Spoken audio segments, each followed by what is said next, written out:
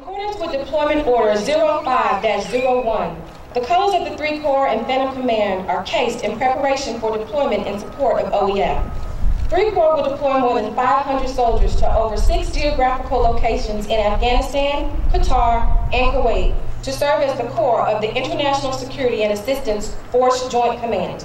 Iraq and Afghanistan are 2 different countries, 2 different cultures, 2 different societies. Infrastructure is different, the terrain's different, the nature of the society is different, and the nature of the enemy is also different. So there's a significant amount of differences between the previous deployments to Iraq and the previous in this deployment coming up in Afghanistan. Also, the conditions are different.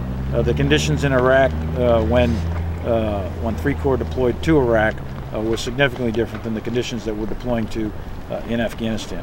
Again, we are fundamentally going over there to oversee the coalition force, the NATO force efforts on train, advise, and assist the Afghan security forces.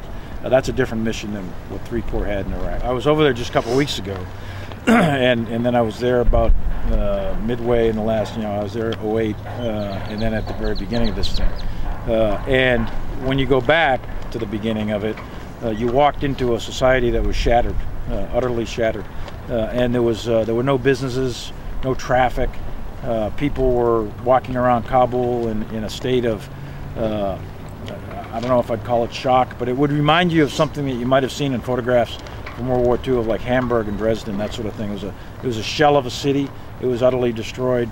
The refugees that had left the country, no one had any education, access to water and health care and the basic services that we all take for granted just weren't existent.